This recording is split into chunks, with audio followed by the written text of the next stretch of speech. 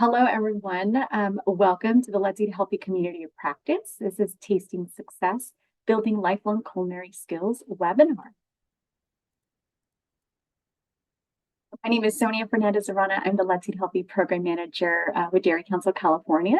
I'd also like to introduce my colleague, Heather Reed, a registered dietitian, nutritionist, and nutrition consultant with Dairy Council, California, who will also support with moderating today's webinar.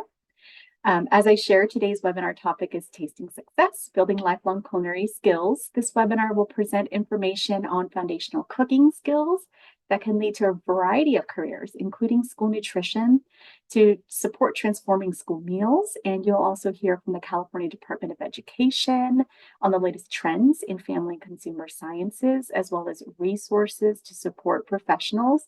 And lastly, you'll gain insights from an expert panel that has joined us today that has integrated culinary experiences across different grade levels. So you'll leave with valuable resources and strategies to enhance culinary skills and build meaningful partnerships in your programs. Next slide, please. Before we get started, a few housekeeping items. We will mute everyone until later when we have the discussion session of our agenda. Please note audio connection is through your microphone and speakers of your computer or mobile device. If you're having audio difficulty, click on the arrow next to the mute button and select test speaker and microphone. Simply follow the prompts to connect to audio. Time has been reserved at the end of the webinar following all featured presentations to address questions and comments. We encourage you to submit questions and comments. Please use the Zoom chat at any time during the webinar. A link to a recording of this webinar and a copy of the presentation slides will be provided to all registered attendees. Next slide. So as we welcome you today, we would love to know who is all joining us. So we encourage you to please enter your name, school district, or agency in the chat, please, as well as your title. So we have a great session for you planned. Thank you all for being here. Next slide, please. So before we invite our presenters to speak, we would love to invite you to participate in a fun word cloud activity to learn more about a past culinary experience that you had as a student or adult. So please take a brief moment to think about an experience that you had and share one word. So think of a verb to describe how you felt or what you gained from that experience. So to participate, you can scan the QR code that's displayed on the slide, or you can click on the link that's going to be dropped in the chat. You can also go to menti.com and type in the participant code that will be displayed shortly. Okay, hopefully everyone can see the code. It's at the very top if you're joining via the link that was dropped in the chat. So just type in one word to describe that experience. So you may have to really think back into the memory bank if you had those culinary experiences as a student, or maybe, you know, as an adult, you did something fun, whether it was structured or unstructured with friends or family. So we will give it about another 20 seconds, and we'll see what our word cloud looks like. Oh, I see it's growing. So people are entering their responses. That's amazing. Okay, we will go ahead and stop. So Heather, I'm not sure if you can show what that word cloud is.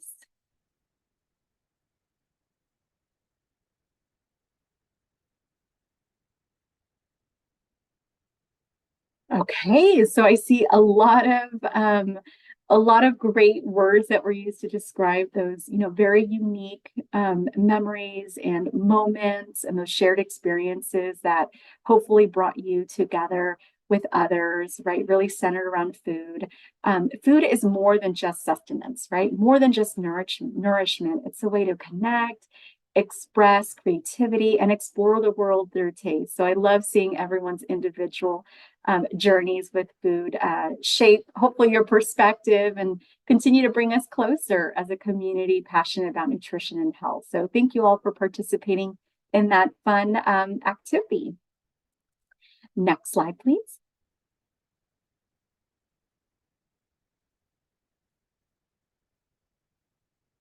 Okay, so a brief overview on our agenda. So we're going to provide just, a high-level overview of why we're coming together today to talk about this community practice topic. Next, you'll hear from our amazing speaker lineup, comprised of experts who will share about their organizations or school district and how they are supporting educators with resources and tools to enhance their programming, or how they are directly engaging students in culinary experiences. So our first presenters are Melissa Webb. She's a Family and Consumer Sciences Education Programs Consultant for the California Department of Education and is also the State Advisor for Family, Career, and Community Leaders of America. This is known as FCCLA. Following Melissa's presentation will be Bevyn Cassidy, Director of Family and Consumer Sciences Curriculum and Professional Development Project from the Fresno County Superintendent's Office. Then we have Kim Benson. She's Executive Director of Kid Healthy. And lastly, we have Juan Valencia, Director of Nutrition Services for Ramon School District. So following the presentations, we will bring our speakers together for a facilitated panel discussion, and we'll address questions and comments during the time that come in from the audience. We will also share resources that can support culinary and food literacy programs and experiences. And in closing, of course, no webinar would be the same without hearing from you on, how we can improve our webinar, but also what you gained from today's learning opportunity. So next slide, please. So our webinar objectives are attendees will be able to describe the benefits of career technical education programs focused on culinary arts, identify best practices to establish or enhance culinary programming, describe the benefits of engaging students in the school meal transformation process, and consider how to support food literacy and skill building in various settings.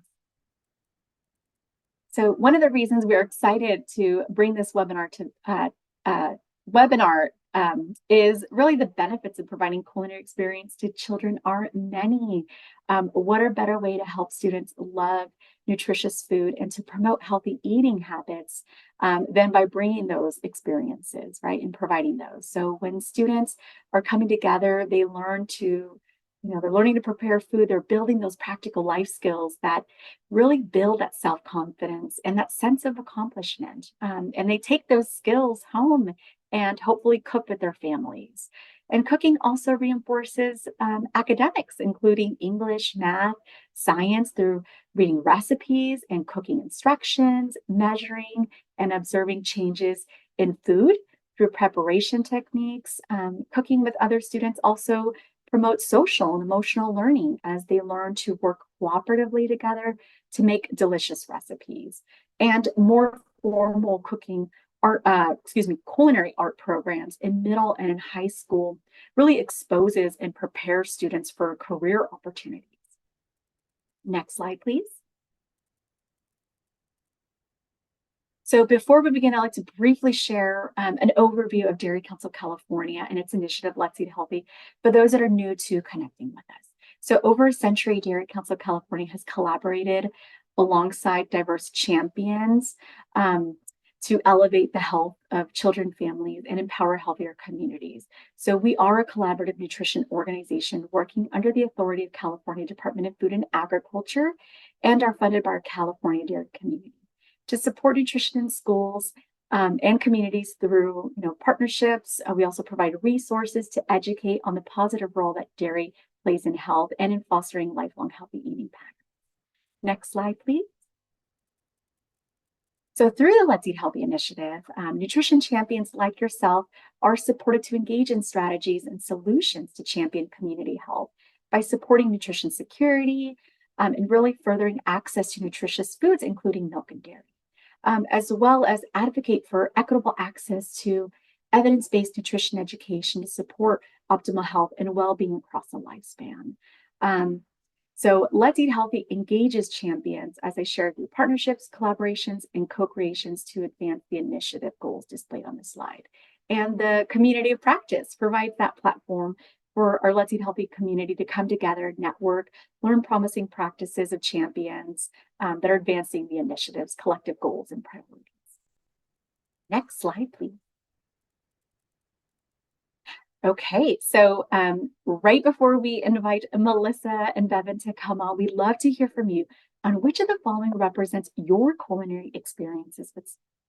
So the poll that will be launched does allow for multiple choice options. So please select the responses that best describes your experience. So are you just starting?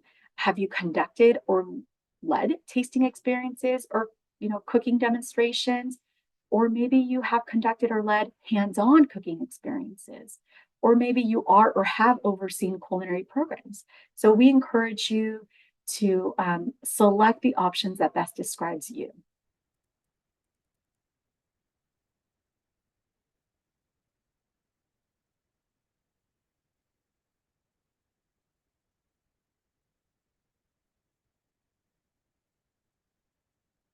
Okay, we'll give it about another maybe 10 seconds, and then we will go ahead and close the poll if it hasn't already been closed.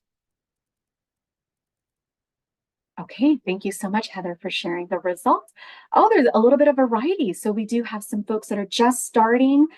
This is a perfect webinar for you to learn more about different resources and supports from Bevyn and her team, as well as Melissa with CDE, and Juan and Kim are going to share amazing models of practice that you might be able to replicate in your community. And we have others that are doing cooking demonstrations or leading tastings or more hands-on experience. And we have those that are, overseeing culinary programs. So we really do have a variety of experience from our participants today. That's amazing. So thank you so much. Next slide, please.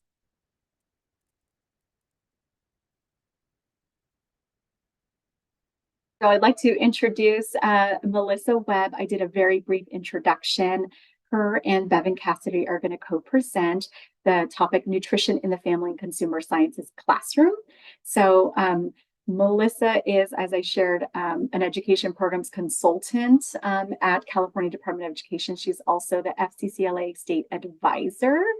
And Melissa provides technical assistance and support to family consumer sciences teachers statewide, including curriculum and instruction, standards implementation, and professional development opportunities. Melissa also serves as the California Family, as I shared, FCCLA State Advisor, and that oversees the student leadership development opportunities and establishes businesses and industry partners and advisory committees. Melissa has been awarded the California FCCLA Distinguished Service Citation and is a California honoree member. She also was inducted into the National FCCLA Leadership Hall of Fame in 2020. Melissa serves on several boards, including the Board of Directors for California FCCLA, Family and Consumer Sciences Teacher Association of California, as well as many other associations and groups. Early in her career, Melissa taught family and consumer sciences courses at Lakewood High School in the Long Beach Unified School District for 10 years, and prior 4 years in Monticello High School in Minnesota. Melissa earned her Bachelor's of Arts and her Master's of Arts degree in Family and Consumer Sciences Education from California State University, Long Beach. Now I'd like to welcome Melissa Webb. Thank you, Sonia, for the amazing introduction, and for Heather, for both of you to invite us to this webinar. And I'm so excited to be here and see the variety of educators, as well as business and industry partners and school districts in nutrition services, all coming together to talk about this, which is really near and dear to my heart. I taught high school home economics. We were known as home economics back in the day, and I'm sure if you took that class, it was your favorite class to take. And our students really still feel it is their favorite because the students love to eat. We know that. And we pride ourselves on making sure that our teachers are equipped to teach them following our model curriculum standards and making sure that we have professional development for our teachers. So my bio is here. I have been a teacher. I am now going on 15 years at the Department of Education. I started working at the Department of Ed in 2010. So today I am here to kind of just give you an overview I like to show this organizational chart from the California Department of Education because there's so many components to the Department of Education. And there's different branches. I am housed on the, if you're looking at the screen on the left side, there's two arrows. And I kind of refer to them as our Legos. And so I am a part of the Career and College Transition Division, which is the arrow on the bottom. And we are in the Student Success and Career Readiness branch. So really in Career and College Transition Division, that is all career technical education. And so there are several offices. I'm in the Agriculture, Education, and Family and Consumer Sciences office. So I oversee 3 CTE industry sectors, and they are Education, Child Development, and Family Services. So we do work with children in our child development capacity and education. Our Hospitality, Tourism, and Recreation, which also oversees food service and hospitality, food science, as well as hospitality and tourism, and also fashion and interior design. And I've had the opportunity over the years in my division to also work in with other divisions, specifically Nutrition Services Division. And we do have a child development division as well. So we do try to not work in silos at the Department of Ed, and we try to find partners. And through my networking in nutrition services, it somehow led me to this Dairy Council of California resource. I have worked with the Taste of California before on other projects. So again, just to give you a bird's eye view of what I do, what my parts are at the Department of Ed. And as you can see, it's so much more than just for technical education. So now I want to talk to you about the 3 industry sectors that I just mentioned, just so you can kind of see at a glance, what do our student populations look like? What do our teacher populations look like? And really, hospitality, tourism, and recreation in the state, we have the highest number in family and consumer sciences with almost 76,000 students enrolled in this class. Approximately, I would say around 300 teachers, a vast majority of them teaching specifically in food service and hospitality. Our second industry sector is education child development with about 33,000 students enrolled, and then fashion and interiors. But we also have middle school students, and we have family and consumer sciences who teach exploratory middle school. We have around 5,700 students. And sometimes they kind of teach a wheel where they get a little bit of food service, child development, life management in those classes as well. So just as a bird's eye view of what the demographics look like for students. Next slide. This next slide, if you are a teacher in family and consumer sciences, I always like to bring this slide out because for teachers, for administrators who are offering CTE electives, I find it helpful for teachers to first of all kind of know, okay, what would my class be? What would be the CalPADS codes? That's how we track our enrollment data. And what course code would that class be needing to be listed as? Because if you look at the bottom of the screen, our intro to hospitality, tourism, and recreation, we classify that class, and it could have any title. Sometimes we call it life management. Sometimes it's called culinary 1. The course code, which is super important, is code 8000. And then across the bottom, you can see at a glance, in the state, we have about 340 schools who offer that class. Courses taught, if the course meets UC A through G, female to male enrollment, total enrollment, and then full-time equivalency. So that's how many teachers teach that class. And then if you look up from the bottom, we have our concentrator courses. And typically concentrator courses might be called Culinary 2 or a Foods and Nutrition. They might be called a Food Science course or Food Science Dietetics and Nutrition. And then at the top, we see our capstone. Those are our advanced level courses in this specific industry sector. And as you can see, that's again where we have a good significant number of teachers. So really, when I look at all of it, I would say our foods and nutrition or culinary 2 level type classes are really where we're seeing this majority of 33,000 students, approximately around 200 teachers teaching it.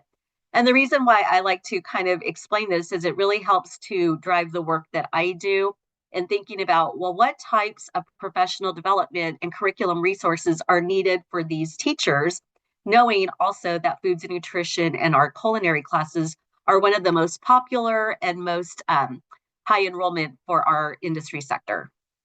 Next slide. Through the California Department of Education, I wear another hat. I also oversee FCCLA. It stands for Family, Career, and Community Leaders of America. And we have state and federal funding that provides support, financial support for schools who have what we call a career technical student organization. So we only have 6 state-approved career technical student organizations in California that we support with Perkins funds, with what we call Career Technical Education Incentive Grant, also known as CTIG funds. We have California Partnership Academy funding, the Perkins funds. There's also Ag Incentive Grant funding specifically for Ag or FFA programs. But I like to bring this to your attention because in career technical education, we want to make sure all of our programs are meeting high quality CTE. And high quality CTE in our state, what does that look like? Well, it definitely means that the teachers are teaching to our model curriculum standards, that they should have an advisory committee that oversees their program, provides guidance on their facilities, their curriculum resources, maybe their advisory helps support as guest speakers or allows for internships at their work sites.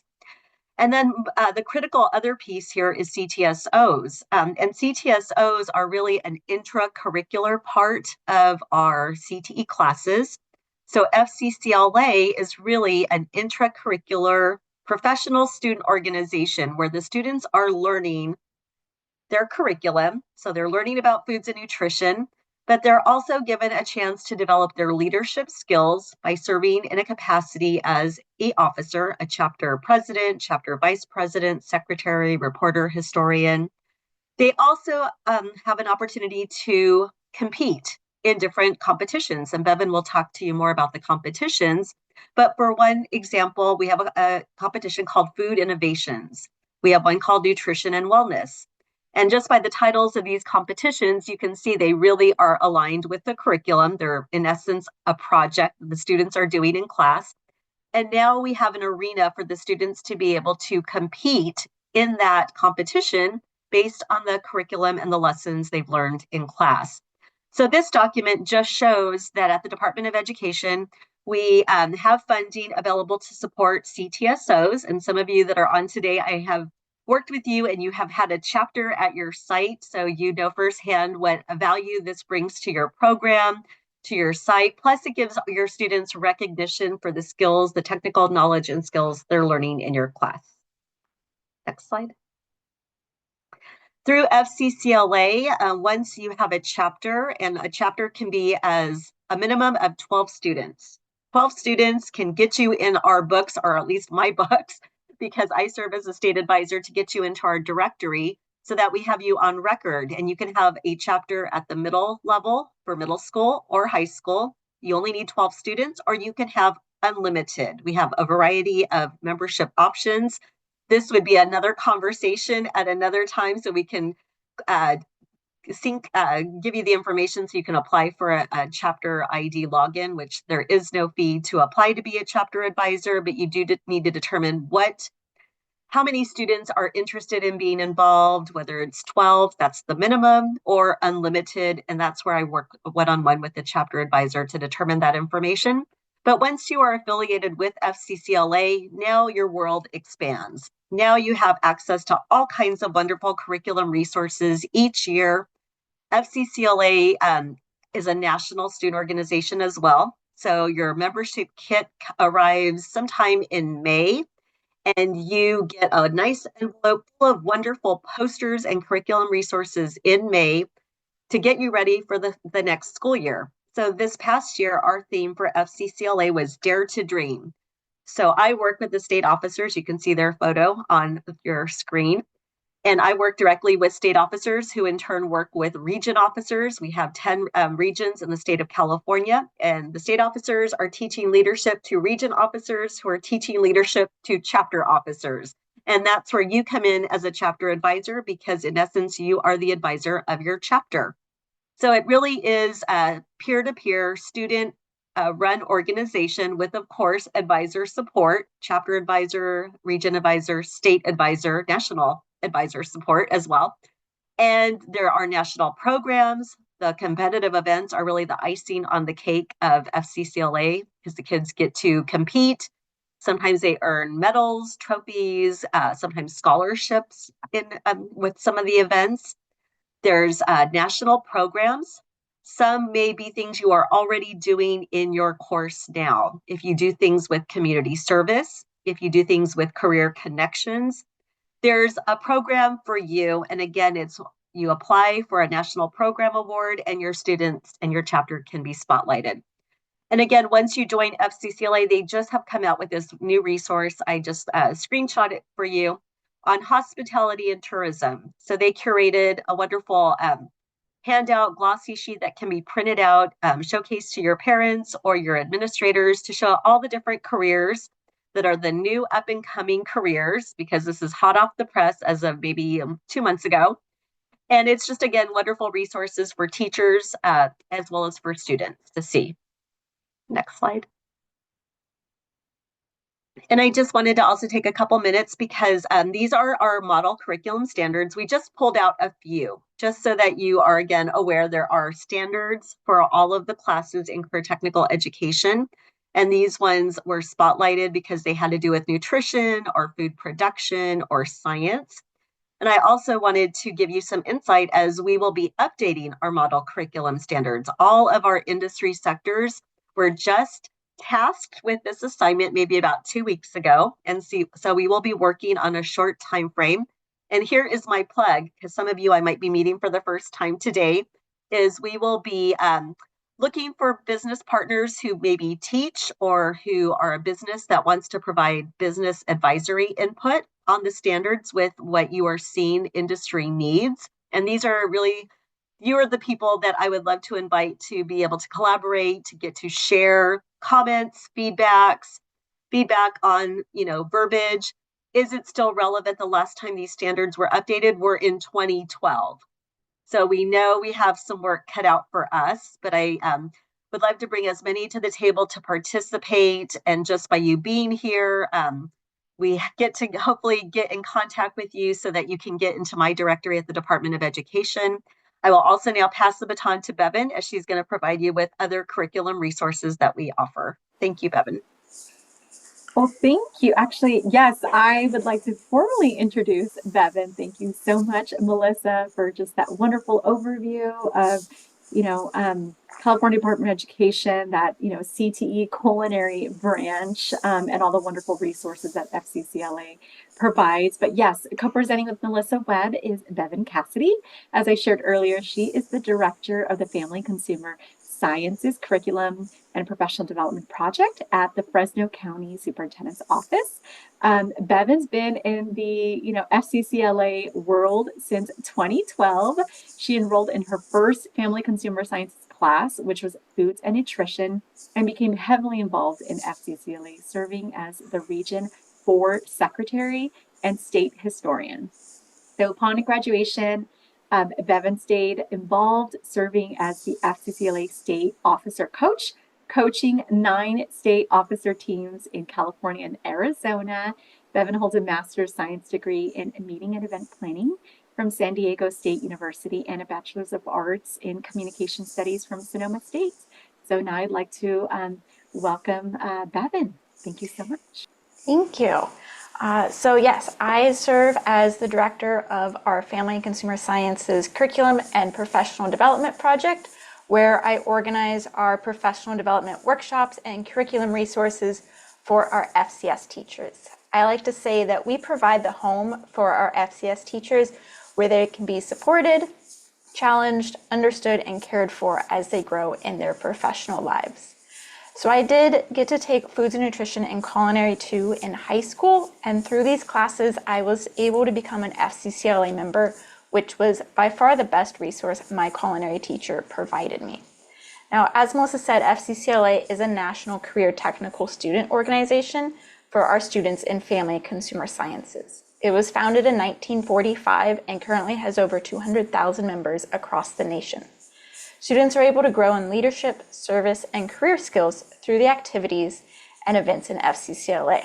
At the local level in my community, I participated in our fundraisers, field trips, and community service activities. But my FCS teacher pushed me beyond the local level in FCCLA, and I competed in STAR events, which are our competitive events at the regional and state levels, and I held officer positions as the Region 4 Secretary and State Historian. I was then able to come back once I was in college to coach many different state officer teams, and while I was working with Arizona FCCLA, I was getting my master's at San Diego State. So part of my capstone project was to create a year-long leadership development plan for our FCCLA state officers that I was able to lead with them as I left my role there. And I've now come full circle back to California in my new role as our director for this project, where I get to continue supporting our FCS students, FCCLA members, and our FCS teachers through my work. And all of this was possible because of my culinary teacher in high schools who saw the value of expanding our in-class curriculum by providing FCCLA for us.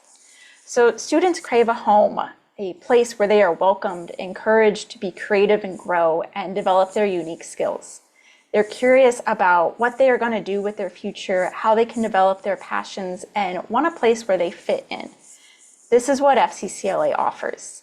To have a student be cared for and supported by their FCS teacher, to have a teacher show interest in their passions, and push them safely out of their comfort zone is what makes FCS and FCCLA students excel to become incredible leaders. They aren't just staying in an organization in their local community, they're able to make a network of fellow students throughout the entire country, which is what makes us so unique. As Melissa mentioned, we do have a lot of competitive events called STAR events, and we have a lot that focus primarily on nutrition and culinary. So I'm going to highlight a few of those real quick for you, and I have pictures of actual students competing over the years in these projects.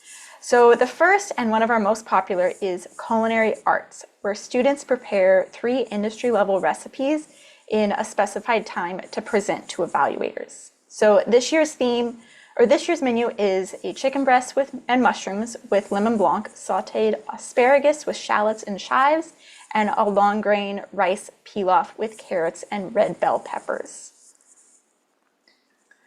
Another great event we have is nutrition and wellness, and this is where students get to track food intake and physical activity for themselves or their family and determine goals and strategies for improving overall health. The next event is very popular. This is called sports nutrition, and this is where students use their FCS skills to plan and develop an individualized nutrition plan to meet the needs of a competitive student athlete. Next, we have food innovations, where students develop a new healthy food product by creating an original prototype formula, testing the product, creating a nutritional analysis, and developing a marketing strategy. Some of the past themes include a healthy beverage, a meal kit, and vintage recipes to modern mixes. This event is great as it combines culinary, nutrition, and business skills all in one project. And the last one I want to highlight is menu planning and table display. This is a great competition for introductory students at all grade levels. And in this event, students plan a menu for 2 people based on a theme, prepare a table display, and complete a nutritional analysis of the menu. Some of the past themes have included Great Gatsby, music, Dr. Seuss, and a lot more. And this is one of the events I competed in when I was a sophomore and was exceptionally fun. Now, through these events, students are using the nutrition skills and knowledge they have learned in their family and consumer sciences classes to compete and practice their interpersonal communication skills while presenting their projects. And most of our events at the state and national level have scholarships that are awarded for the students who win. Now, I want to talk a bit about the teacher side of the work I get to do. So we offer professional development workshops throughout the year for our FCS teachers to be inspired, connect, and plan curriculum that will make a difference for their students.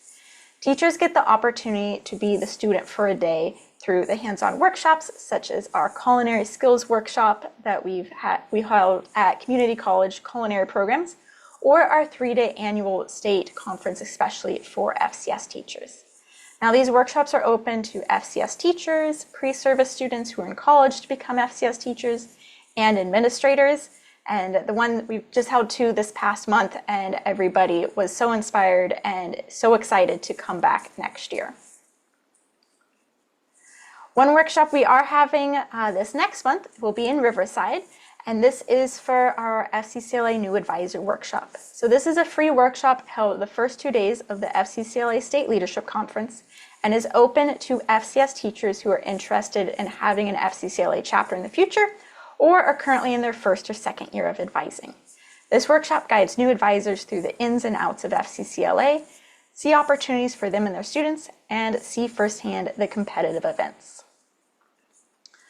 And I'd like to invite all of you to join us in Anaheim for our 40th annual FCS Leadership and Management Conference on June 18th through 20th. This conference offers you an opportunity to reflect on the prior year, hear from industry professionals and fellow teachers, share best practices, and prepare for the following school year. Plus, this year, our pre-conference tour will be to the original LA Farmers Market, filled with lots of delicious food tastings. Apart from our professional development workshops, we do offer other resources. One online resource I want to share with you all today is our monthly podcast called Elevate FCS. Every month we post a new episode where we interview a professional in the FCS industry to learn about career pathways, trends, and more. And I also want to talk about our FCS teacher recruitment website. So in California, we have a huge need to have more FCS teachers, and we have built a task force to help us recruit and let people know about this amazing career opportunity. So if you'd like to visit our website, ca-teachfcs.org, this website has lots of resources, lesson plans, videos, and college and credentialing options to help you share about becoming an FCS teacher in your classes and how anyone coming from industry is very welcome to join this career too.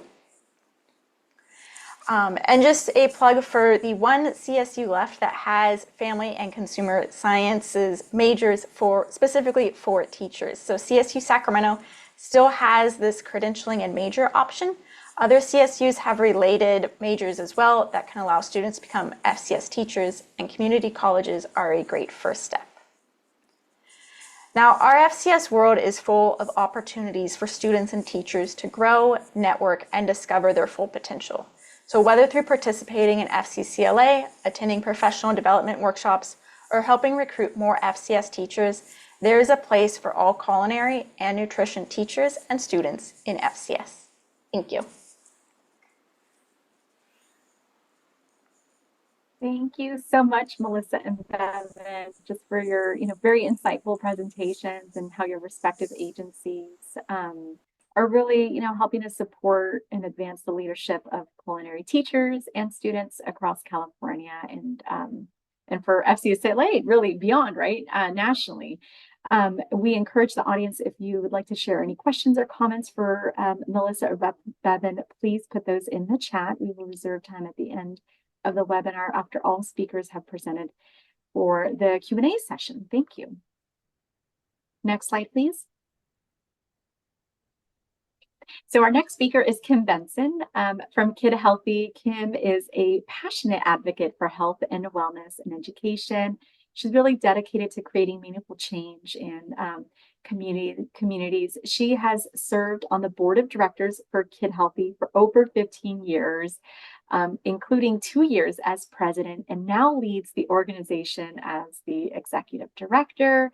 In her role, she works to expand programs that empower children and families through nutrition, education, physical activity, and wellness initiatives. With a strong background in strategy, innovation, and in change management, Kim has successfully led teams in both corporate and nonprofit sectors. So Kim holds MBA from Azusa Pacific University and a PMBA in data science and business analytics from the University of Texas at Austin. Now I'd like to welcome Kim Benson, who is going to speak on Cooking Up Change program, transforming school meals and inspiring future chefs. So welcome, Kim. Thank you. Let me switch on over here really quick.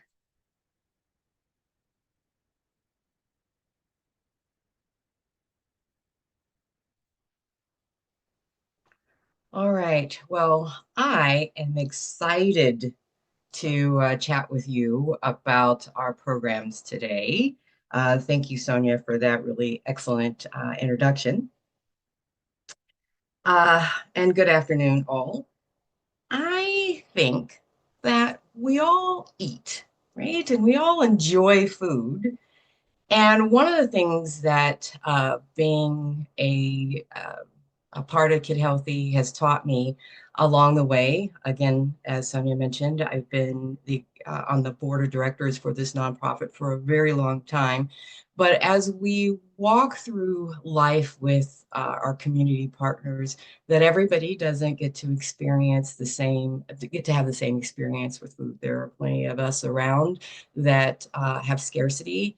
There are some of us that don't have a healthy perspective or healthy relationship with food. And one of the things that we do with Kid Healthy is to try to put some equity around that and to work in areas where people are challenged, specifically students and their families, to be able to have everybody be able to participate in the adventures that I know you and I both feel when we think about food. And with that, I want to tell you a little bit about a particular program that we work on with Cooking Up Change. Kid Healthy has been around for more than 20 years, and Cooking Up Change is awfully close in that it was developed in Chicago with the Healthy Schools campaign. This is one of the pet projects for Michelle Obama. And as we've changed with administrations, a lot of our perspectives as a national opportunity have changed.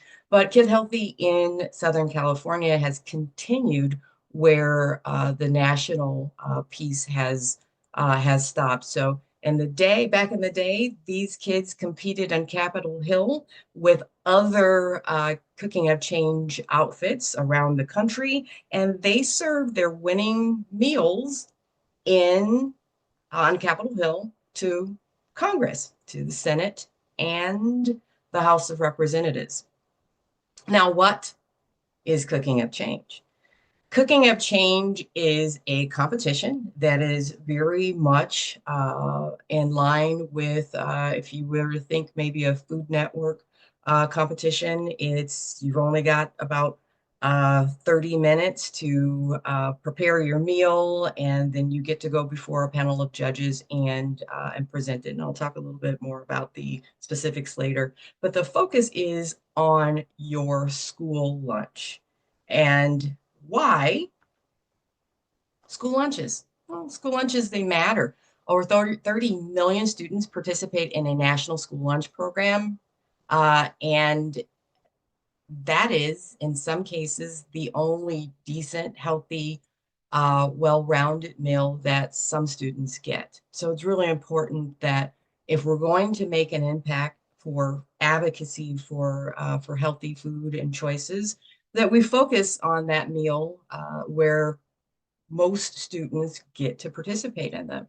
Beginning the year 2022, the academic year 2022-2023, California became the first state to offer universal breakfast and lunch, meaning that the estimated 6 million students can enjoy these meals for free.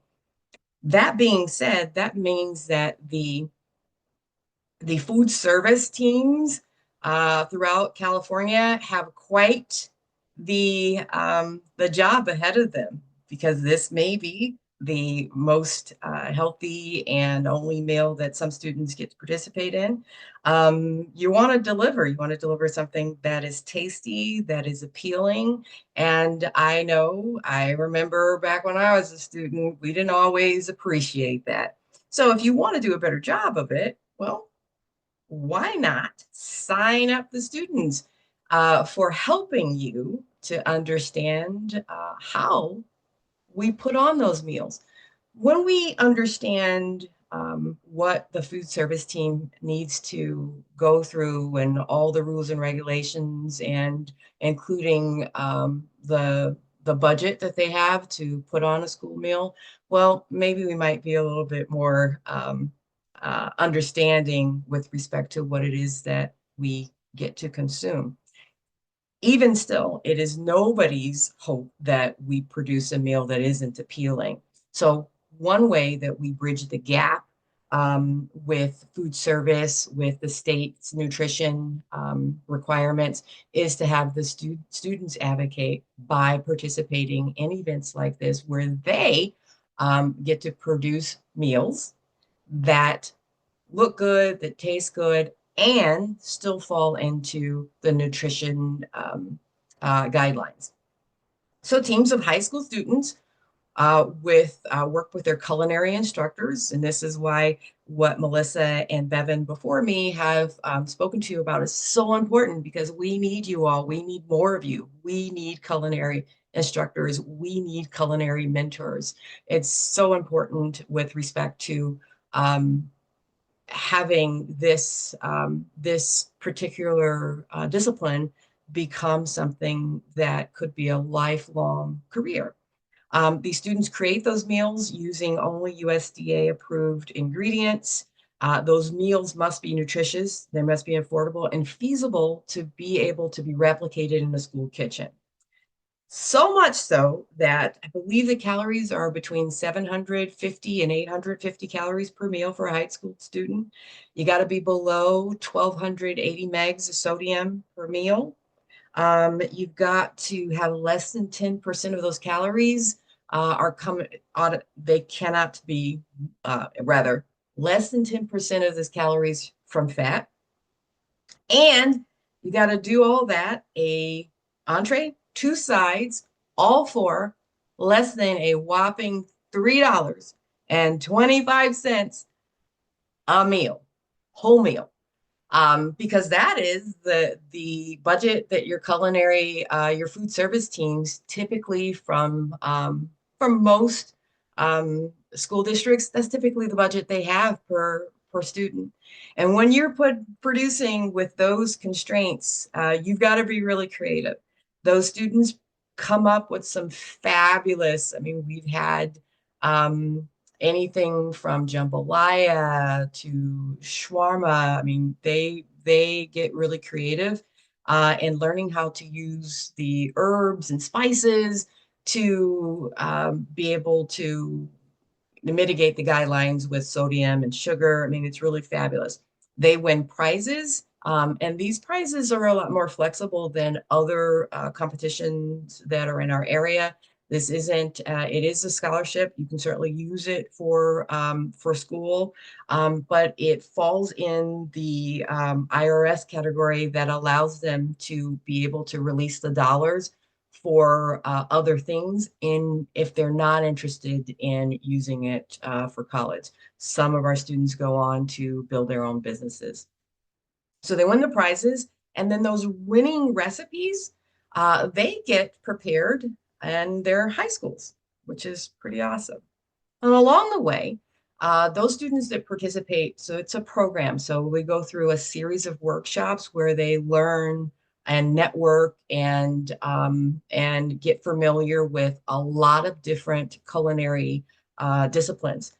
When you take home ec, when you take culinary science in high school, it isn't just about learning how, getting knife skills.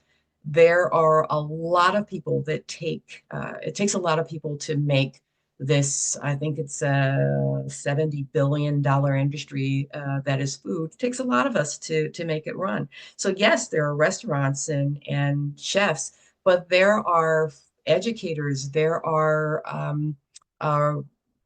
registered dietitians, there are for food photography, there's all sorts of disciplines that make food interesting. And along the way, they interact with executives from our title sponsor, Northgate Gonzalez Markets have been with us this entire time. They tour the facilities with them. They go and learn from our chefs that are from different countries so they can understand how spices are used in India from our Indian chef mentors, or how it could be different, the different combination for our chefs that are from Mexico and from our chefs that are from Honduras. How is that different? They get to learn a lot of that in a spice workshop. And then we pull it all together in a speaking workshop, because learning that doesn't quite get you the win in a competition. You do have to make delicious food. Yes, you do. But you've got to be able to tell the story. And most of the students who come back after they've graduated tell me that the thing that they were most afraid of, and yet the workshop that has made them the most resilient and the most successful, is learning how to tell their story and learning how to speak in front of people. That has gone a long way for those students who've gone on to universities, because nowadays they're having to do more and more interviews to entrance interviews. They're also asking for loans for their businesses from bank executives. So being able to tell your story is really, really important. Chef mentors guide them along the way. Again, as I mentioned, we've got this breadth of chefs who have their own businesses, own restaurants, maybe teachers along the way. Most of those mentors in that picture are doing at least 4 different things. They may be running a restaurant, and in their spare time, they're giving back to their community. These folks work alongside your students, the student teams, so that they get this really broad perspective. And that relationship doesn't go away just because the competition is over. They get this lifelong mentor and networking funnel that they can tap into over and over again for the rest of their lives. So when you provide the youth a platform, we talked about that they get empowerment, that they get to explore other career pathways. They get to learn collaboration together as a team with other organizations like mine. There are a lot of things that they get as a result, but let me show you what that looks like.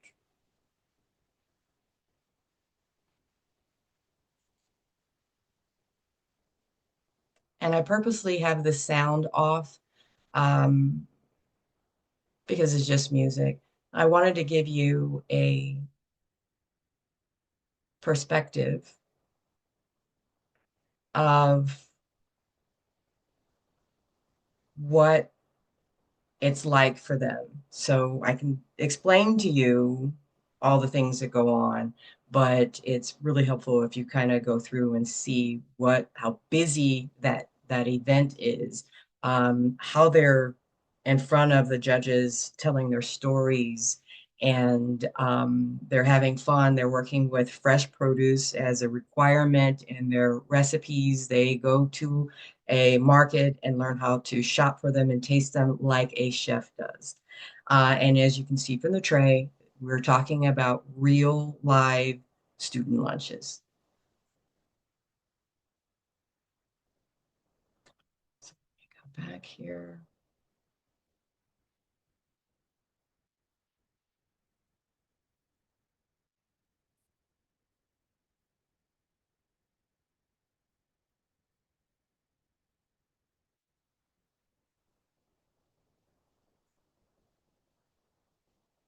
Okay, so you got a chance to see what it is that they do. You see that they have hands-on culinary experience and real-world problem solving.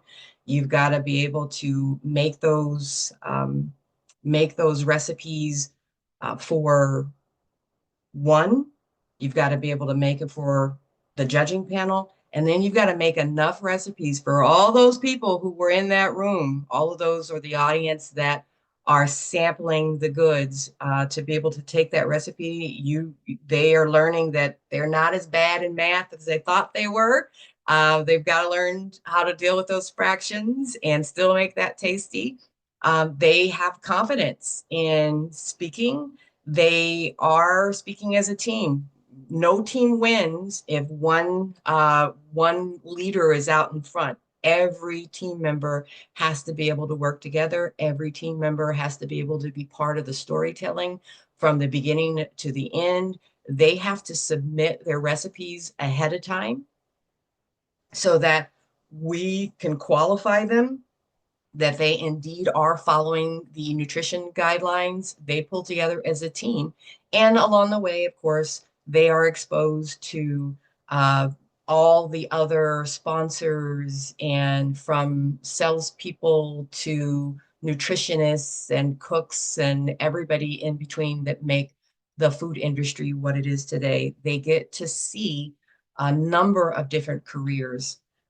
It's a benefit for school food service professionals, as I mentioned earlier. When you've got students driving menus, it helps ensure that you are providing something that they're going to eat. And we do provide all of the recipes to all of the food service professionals that are of our participating schools. So they get this breadth of recipes, that every single recipe has to be able to have the ability to be enacted in a cafeteria, or it doesn't pass. They don't even get to go to the competition unless that is part of the deal. You get a source of innovation, and along the way, it builds stronger relationships between food service and students, and everybody gets to participate in a healthy, flavorful meal. Educators get this as part of their curriculum, and it helps emphasize the techniques that they're learning. So it is a part of the curriculum for all the students, the schools that are participating. And it's a way to emphasize all of those lessons along the way that culminates into the actual event.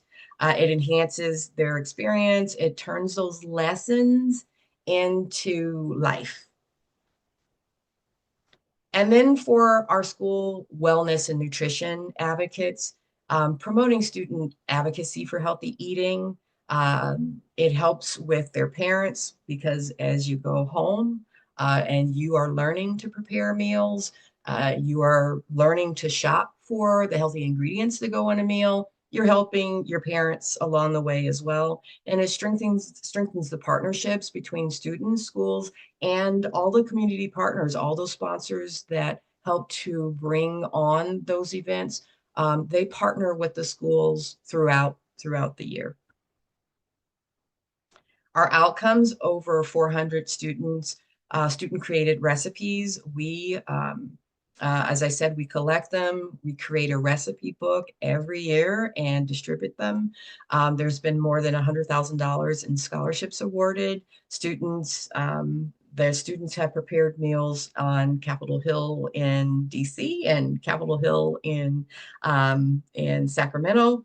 And our graduating students have opened businesses. I don't know if they're still around after COVID, because COVID was pretty tough for a lot of small businesses, but we've had bakeries, we've had fast food shops, we've had one student opened up a restaurant where they just served soup.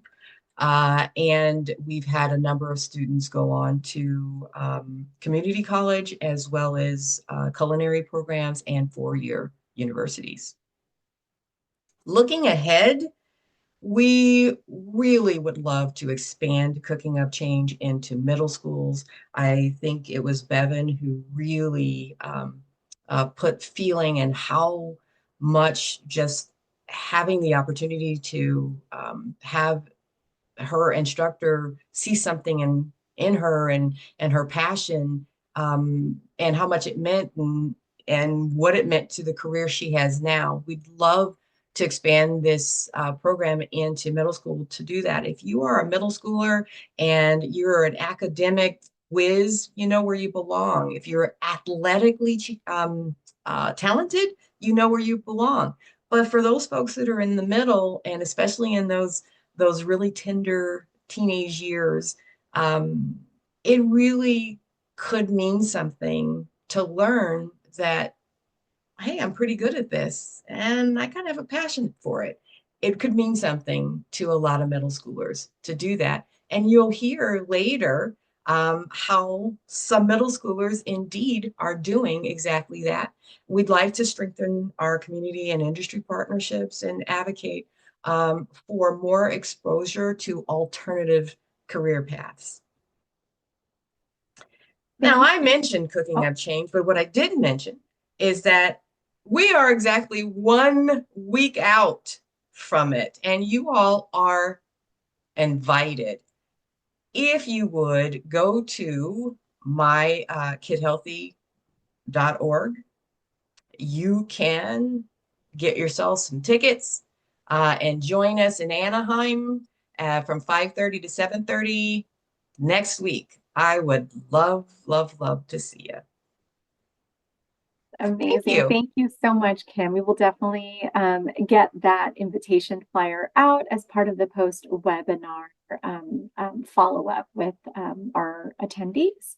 So thank you so much, Kim, for just the beautiful overview of the Cooking of Change program and just the positive impact and success that Kid Healthy has had on really local, culinary programs and their students across Orange County. So if anyone has questions for Kim, please put those in the chat. We'll address those at the end of the webinar. Now I'd like to take the time to introduce our next speaker. Is Juan Valencia. Juan has served as the Director of Nutrition Services for Romoland School District in Riverside County for over 7 years now. Previous to his role as director, he owned and operated Casita Mia and was the executive chef with Darwin Restaurant. In addition to his amazing 22 years of service in the Army, during which he was a food service leader as a Brigade Battalion Food Service non-commissioned officer. Juan holds a Bachelor of Science in Culinary Management and a Bachelor's of Arts in Business Administration and a Master's in Business Administration. Juan has transformed the kitchens across Romoland School District to really provide scratch cooking and semi-scratch meals to bring wholesome, freshly prepared meals to many of Romoland School District students. He has a passion for helping youth find their own passion in food and cooking and has been collaborating with teachers in his district to develop a food and recipe education club aimed at engaging students in culinary arts and fostering an appreciation for healthy eating. Now I'd like to invite Juan, who will share the presentation, Inspiring Future Chefs, Culinary Programs in Nutrition Services. So welcome, Juan. Hey everybody, it's great to be here and talk to all of you guys and to see everyone that's here. Again, my name is Juan Valencia, Nutrition Services, and I'll be talking about one of the programs that we have started here about 9 years now. We go ahead and go to the next slide. It's called Future Chef. It's a national challenge that we partner with Sodexo. A little bit about our district. Romoland School District. It's in Southern California and it's in the county of Riverside. Our enrollment is about little over 5,000 kids, 74% free and reduced. It's a very affluent community. And the programs that we take care of here is a special breakfast program, this National School Lunch Program, and CACFP, which is like your snack and your supper, that takes care of clubs and all those kiddos that stay after school with some of those programs that we all know, like ELOP and what have you. Next slide, please. So our culinary competition, we have our Future Chef competition. It's for elementary students showcasing their culinary creativity. It's based off of different themes every single year. And then a little bit newer this year will be our first year doing our culinary cook-off with our middle school. So it's very exciting. Got a lot of recipes that I just picked up today. Was like yesterday was the last day they could turn them in. So they called me, there was a few coming in. So we're gonna make our determination of who's coming through. The Future Chef Challenge, we partner with Sodexo because they have a national side. So they've been doing it for about 15 years. Of those 15 years, we've been doing it for now. Kind of trying to elaborate in it and get the kids really involved in our community. Next slide. And here's some pictures of some of our contestants and winners. And when they get their prizes, it's great to see that. Our volunteers that come in continuously from our leads. Why engage the students in the culinary competition? So it encourages creativity in cooking. It fosters interest in nutrition and healthy eating, provides real-world culinary skills, supports social and emotional development, and really strengthens the family and community engagement. It's great to see when they're competing and you see the moms and the dads out there, don't forget to put this in there, or you're stirring it, or that's the right way. You can really tell that they've been practicing at home, and they get into it almost as much, if not more, than the contestants.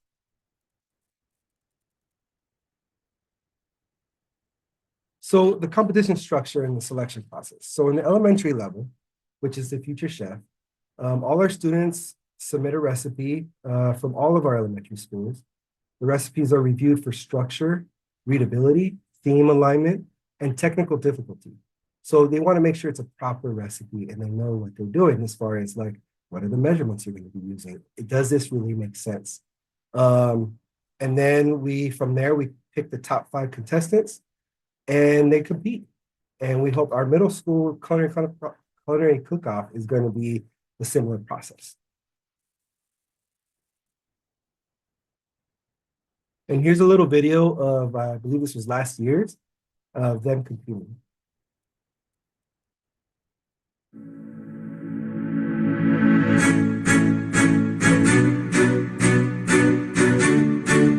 That was actually fried avocado fries.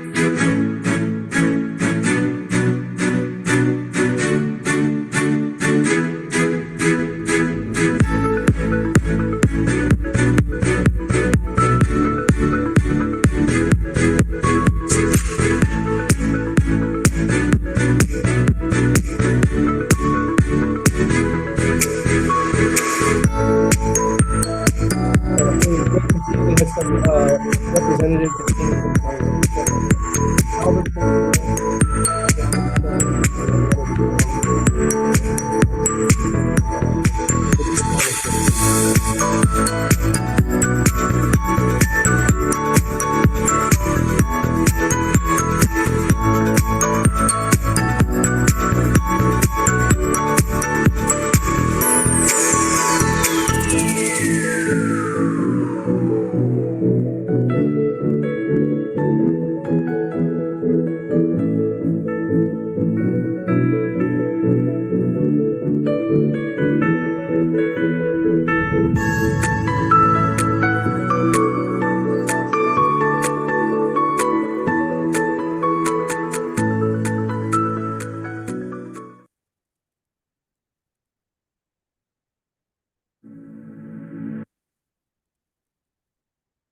Well, this year's elementary, we have all of our entries. It was beef rolls, which happened to be our winner this year, which was great. It was a puff pastry that both the student made with a mixture of beef and other ingredients.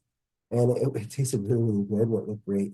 And there was a double chicken with rice, a ribeye steak with salad, a homemade pesto and pasta, and then a big burrito, which was great because this was our first special education student.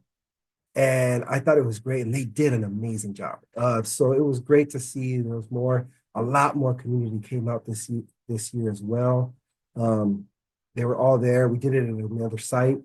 And it was great to see everyone come together and applaud each one of the students, and especially for our winner, which we hope to configure that recipe, and we'll be serving it at their site and possibly other sites as well for lunch.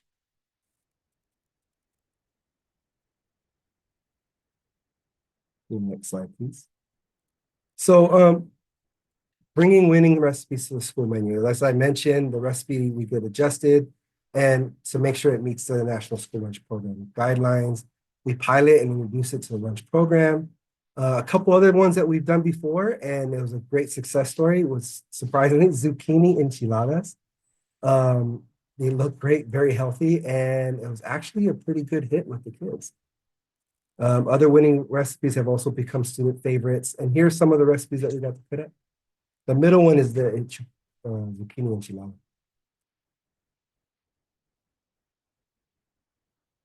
So the benefits for the culinary competitions, again, increased student interest in nutrition and meal choice, higher participation in the school meals, because they start talking about it, word gets out.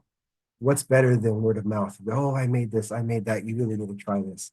It encourages them to try new foods, family involvement, engagement with school events, and social emotional benefits, teamwork, confidence building, and public skills. You have to be able to talk to them, get involved, find that love and passion of food, and hopefully it moves on to the next one, like we're doing in middle school and maybe into the high schools, and go from anywhere. We go from there. Next slide. So again, like I said, expansions. This is going to be our first year of implementation for middle school. Future goals and encourage and incorporate other districts. Maybe we can go a district challenge. That'd be kind of great. I'm very competitive. Potential link with agricultural and culinary arts programs, and maybe partnerships with the high school and career paths. Maybe if they have an ag program, maybe we can work something together. Next slide. So April 16th is going to be our culinary cook-off. We continue expanding culinary opportunities, encourage students to participate. And then again, like I said, collaborating with high schools, local culinary programs. Those are our steps coming in the future, and then we hope to make them happen and just let it fly from there. And with that, that's all I got from me. If you have any questions, feel free to put them down and I'll answer them, or we'll all answer. Thank you so much, Juan, for just a wonderful presentation about how really Romuland, through your leadership, is really inspiring the next generation of culinary specialists, but also school nutrition professionals, and how you and your team are directly supporting with the transformation of school meals in that process. So it's so exciting. As Juan shared, please drop in any questions or comments in the chat and we'll address those at the end. Now I'd like to transition it over to my colleague, Heather Reed, who's going to invite our panel to come together for a great dialogue. So thank you. Yeah, thank you, Sonia, and everyone on the panel. It was really so exciting to see the students share what is our passion and the teachers for culinary arts. I want to start off by asking both Melissa and Bevyn, what you see are the key benefits for family and consumer science teachers who integrate these events into their curriculum. Okay, I can start. Thank you, Heather, for that question. Well, for the teacher, I will say, integrating FCCLA, it's not extracurricular. I mean, the way that the FCCLA competitions are designed is they are project based. So it's a competition event with guidelines and rules, but there are rubrics that the teachers are designed to use as their classroom curriculum. So the teachers don't have to create a rubric. The rubric is already self-embedded in the competition.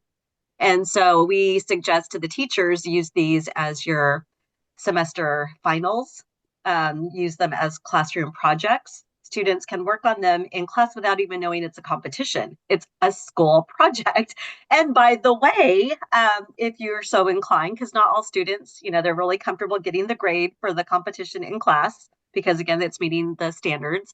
But again, some students are very competitive in nature and they want to showcase. And again, we have the teachers, you grade it in class. These are projects designed to be graded in class. The work is done. And now you can take the students to a venue. Students these days are all about experiences. They are on social media. They are building their network through FCCLA. Yes, we say competition, but that's just one layer of this wonderful cake.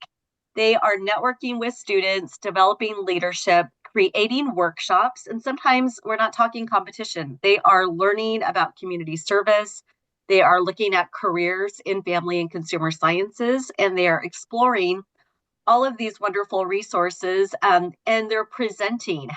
Let's do some team building. Let's do some communication activities. So through FCCLA, it's not just that part. So I want to be clear. Yes, that is what draws the competition piece, but it's so much more as far as they're also planning an event.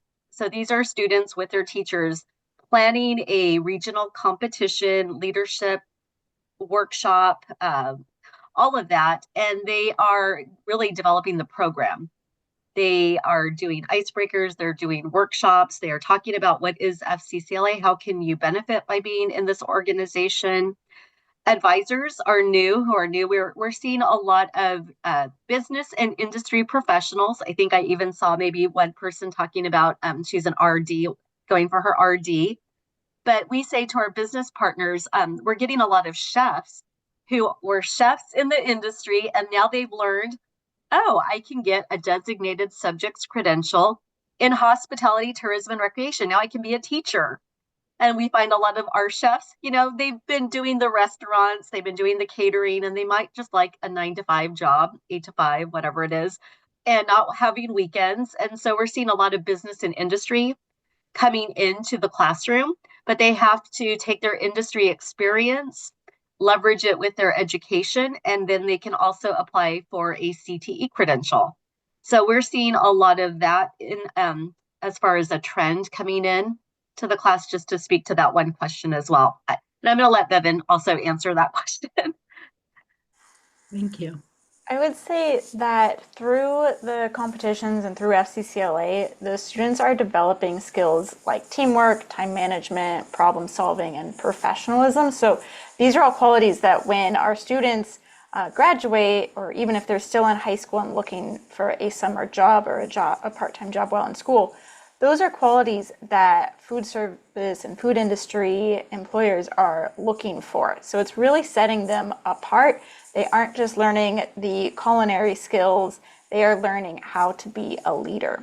And beyond these technical skills, the events, they're fostering the leadership, the confidence, and the work ethic. So as students receive feedback from industry professionals, they're able to grow in their abilities. And our students are not just receiving feedback once, they are able to compete at their regional level, so with different high schools around their area. They can go to the state level, and if they qualify, they can go and compete at the national level against students from all over the country. So when they get to compete at that many times, they also get to learn how to travel. So for example, our national conferences, the next few years, we're going to Orlando, Florida, Washington, D.C., San Antonio, Salt Lake City. So for so many students, that's the first time they get to leave California. And so their FCS teachers get to provide that.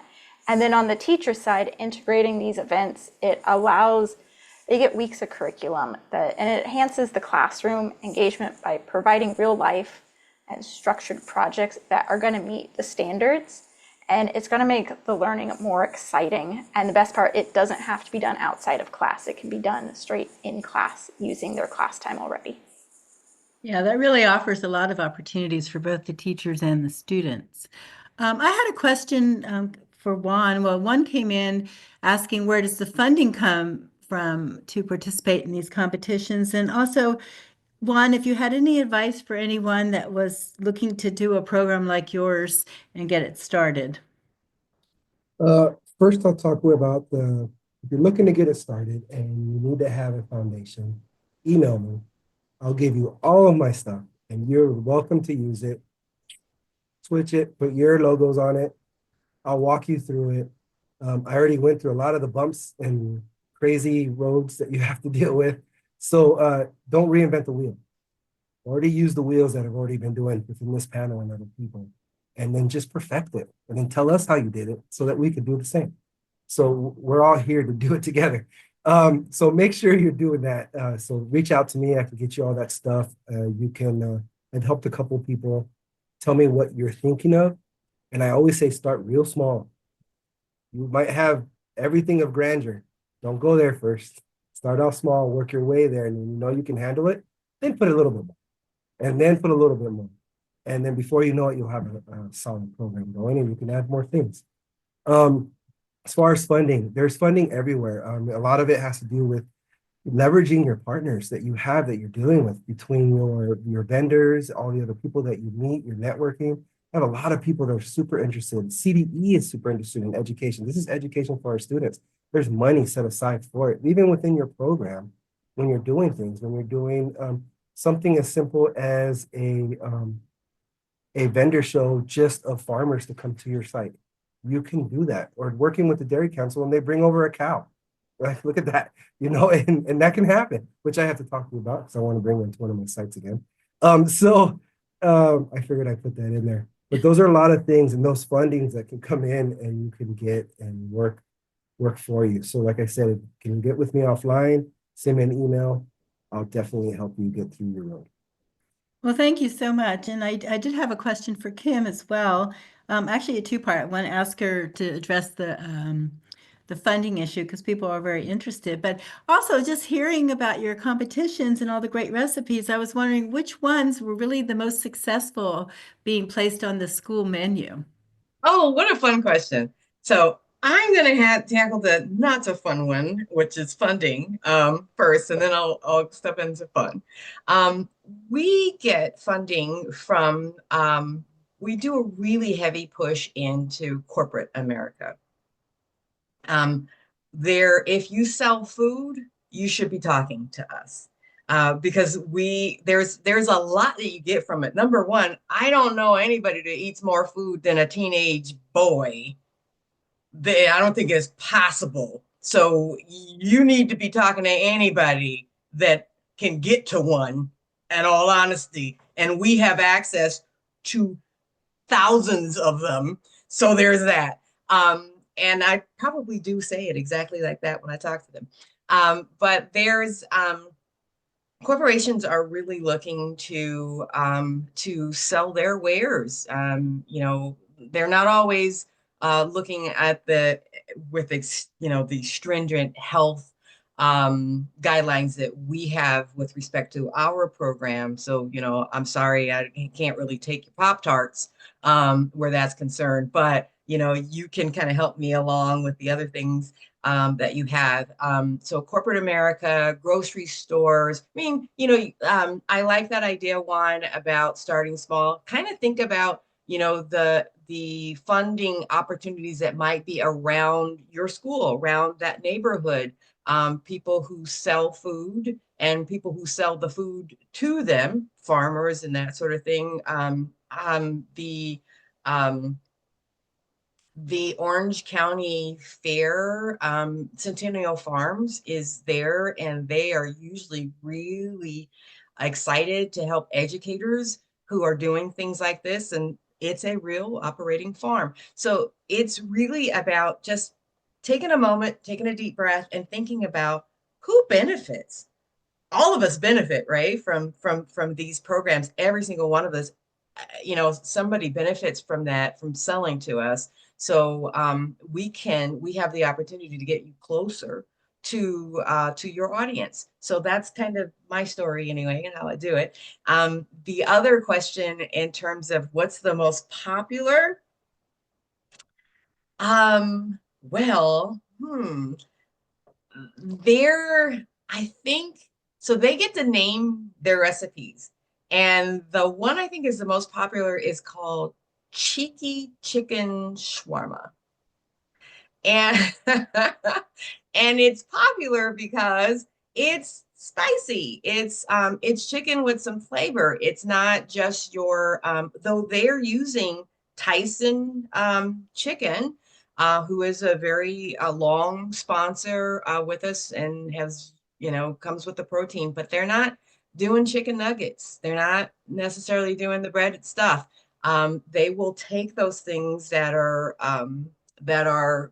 staples, and because they've got to get around those sodium and sugar requirements, they are really turning it up on the spice, and it turns out kids love it. And and there's another one, I can't think of the name, that it's, the name escapes me, but it is a vegan recipe. It's really pretty. It looks like a parfait of chickpeas and rice and some vegetables in it. The delivery is fantastic in terms of the way it looks. But kids are looking for alternatives in terms of protein, more and more than you would imagine these days. So those two are the most popular, I think. Well, thanks everyone for all the great responses to the questions. I know we all have many more. Unfortunately, our time is getting near the end, but if you have any more questions for our panel, go ahead and type them in now, and we can always get them to respond later. But at this point, I'm going to turn it over back to Sonia so she can close us out and get us knowing about some of the great resources that are available. Yes, thank you so much, Heather, for facilitating just a great conversation. And thank you to our panelists for sharing just their valuable insights and experiences. As Heather shared before we, conclude, we'd love to hear from you. Take a moment to reflect on, what was shared today. And, to answer the question on the screen, what's one action that you are considering to take as a result of today's webinar? Please take just a moment to think about what resonated with you the most. What new insights did you gain? How you might put those best practices that were shared today into practice. So if you have a Post-it note or just a piece of paper available, please, we encourage you to kind of write down that action so you can go back and reference that. So we'll give everyone about 30 seconds to reflect silently. And if you like to share your action in the chat, we encourage you to do so. So we'll just take a silent moment to kind of think. Okay, welcome back. Hopefully everyone had a chance to, write down an action. I certainly want to, continue collaborating with Melissa, Bevyn, as well as, Juan and Kim to, continue supporting those opportunities to get in touch with culinary teachers with resources and also expand the culinary programs that are happening at the local level. So that's definitely one call to action I'm going to do after this webinar. We will go ahead and share just a few resources. So the first, we have some resources through our Let's Eat Healthy initiative. The first is a Let's Eat Healthy toolkit. This is a co-creation and it offers different guided call to actions and supportive credible tools which can, support professionals with empowering healthy eating. And one of the tools that's linked in the toolkit is the Let's Eat Healthy Together Explore Dairy. This is an educational unit. It is exclusively digital. It's offered in 3 grade level adaptations, K2, 3, 5, and secondary. It was co-created with input from culinary educators across California, and it builds value for dairy foods and that healthy eating pattern. And there's a lot of great short experiential lessons and tasting, so you can access those at healthyeating.org. Next slide, please. Lastly, you can stay up to date on just the latest community practices. If you don't get a chance to sign up, we encourage you to subscribe to the Dairy Council of California YouTube channel. You can get all notifications, especially for those posted in the Let's Eat Healthy Community Practice playlist. So the link is on the slide for you to check out the various recordings. Next slide, please. And I know we are just about time, but we encourage you to please save the date for October 15th. We have our next community of practice scheduled. Stay tuned for more information on the topic as well as the confirmed time. But we thank you all for your participation today. We'd love to hear from you. So if you wouldn't mind, just taking the next minute or two to complete the survey, that would be great. You do get a certificate of attendance that's available at the completion of the survey. One is specifically for school nutrition professionals, noting the professional standard codes. And the second one is a general certificate of attendance. If you do complete the survey, there is an opportunity to participate in a survey raffle to receive a bundle of aprons and zipper kind of tote bags for your program. So please include your contact information at the end of the survey if you're interested in participating in that. So we can, take the next sort of minute to complete the survey. If we can go back to that slide, that would be great, just to allow people to possibly, have the QR code available, or I believe the link will also be dropped in the chat. So we can give it a minute just in case people want to bring that up before we share contact information.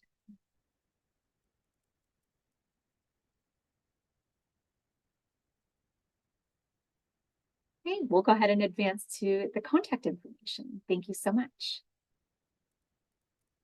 So we have all of our amazing speakers' contact information here. So we encourage you to please feel free to reach out to them if you want to learn more about, how can, California Department of Education can, support you specifically, or you wanting to learn more about FCCLA, professional development, definitely contact Bevyn Cassidy and Melissa Webb.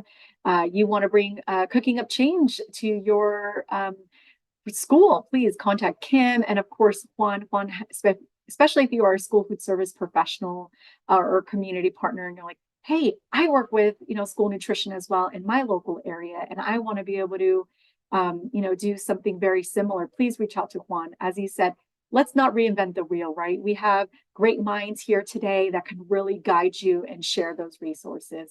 So we thank you all for your participation. I believe my contact information is in the next slide. So if you're wanting to connect to explore ways Let's Eat Healthy can continue supporting and advancing your work, please reach out to me. As a reminder, a copy of the recording, presentation slides, and resources that were presented by all of our presenters today will be emailed to all registered attendees. So we want to thank you all and we appreciate you staying with us. So thank you so much.